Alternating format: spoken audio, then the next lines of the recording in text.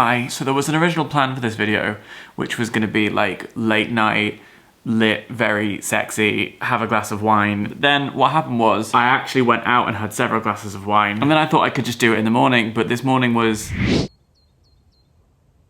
so that was a no. And so what was supposed to be advice that you need for Valentine's night is now advice you could have done with yesterday. And if that ain't where I'm at, so we've got a green tea, we've got some of your questions, and we've got the first bit of advice, which is this. When you get older, the hangovers get horrendous. So just, it's worth spending the money on wine. Don't buy cheap wine. The house wine is never, it sounds like a good idea, but it's never cheap enough to justify the way you feel the next day. And I mean full body. When people say youth is wasted on the young, they're specifically talking about hangovers. All right. Oh, here we go. Let's see then. How long after a breakup should you wait before starting to look for another relationship?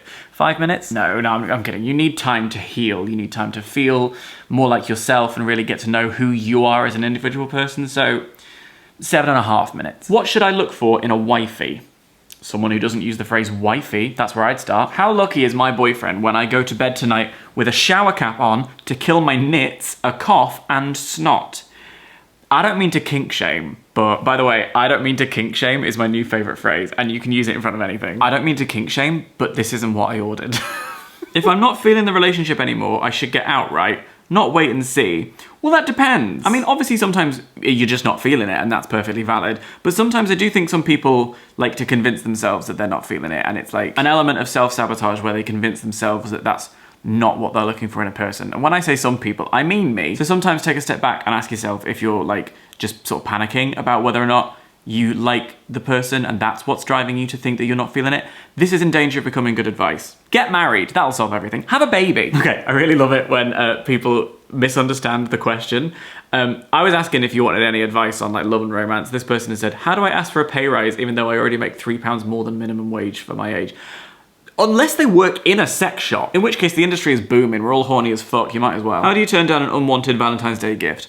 Look them dead in the eye, slowly raise the gift, and then in the other hand raise a lighter, set fire to it, and just don't blink, and then drop the ashes, and then spit on them. Do I sleep with a musical theatre fuckboy even though we work in the same spheres? First of all, when you say work in the same spheres, I'm picturing a Gladiator's sort of Atlaspheres situation, or like maybe Zorbing. Secondly, I wouldn't call myself an expert, but I'm pretty sure all musical theatre actors are fucking each other anyway. So to not do it would be to go against your job description. Also, is that not an entire module on a musical theatre degree? And if not, where have I been doing research? Insta-stalking post-breakup, good idea or bad idea? Awful idea, but we all do it anyway, so this is a no judgment zone. Make a fake account. Fuck with them. How do you transition from having a flirty chat to expressing actual romantic interest?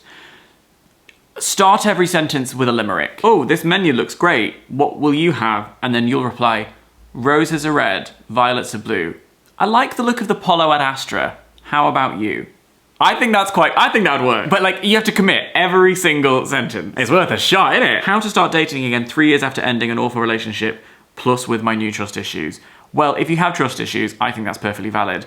And the only way to deal with them is to be very upfront about them. So any prospective new romantic partners, give them a list. Set them an obstacle course. Like the 7 Labours of Hercules, but it's like, you know, coming home on time from work, not standing you up at a restaurant. Can friends with benefits work in any parallel universe? I think friends with benefits can work. I think you just need to be open and honest in your communication the whole time. Check in with each other, see how the other person's doing.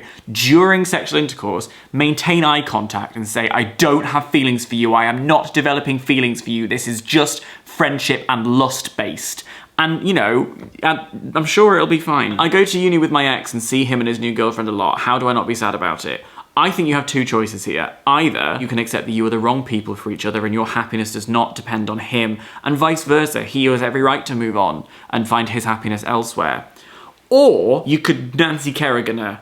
Take her out of the knees. In a new relationship with an old bestie with benefits. Bestie with benefits is a bit much for me, but you know, chase your bliss. How do we tell our friends we're dating? A good question, because especially if there are existing dynamics, that can actually make some people a little bit uncomfortable because it's like, okay, what are things gonna look like now? And I think that's understandable if a little bit unfair. So in order to mitigate that, I think the best thing you can do is distribute a sex tape. Get rid of all the awkwardness up front. Just been on a first date, fancier something ruthless. What now? Finger blaster. We had sex for the first time and it was bad. How do I tell him / do I not tell him? Oh my God. Okay, right, I'm gonna be serious about this one. Because I'm all for like, fuck the patriarchy and men need to be taken down a peg or two, but don't tell him it was bad. Never tell your partner the sex was bad. I'm not saying settle for bad sex, but just going, yeah, the last time we did some, it was quite shit actually, is not a nice thing. You're just gonna give him a complex and then the sex is gonna be bad for ages and ages.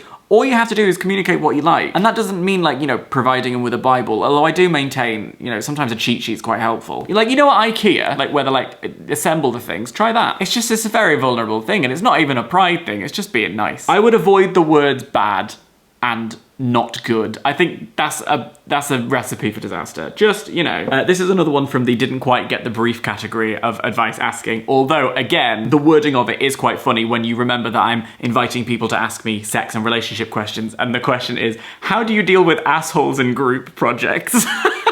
Good. All right. Well, that was advice. I'm thinking I might turn this Agony Dan column into sort of a regular thing. I'll invite guests and we'll help as a team, and I won't do it hungover. Hope you enjoyed yourself. I hope you had a nice V-Day, whatever you did. If you're in a relationship, I hope you treated each other. If you're single, I hope you treated yourself. That's it. I'm gonna go do my usual Valentine's Day tradition and lie down in a dark space.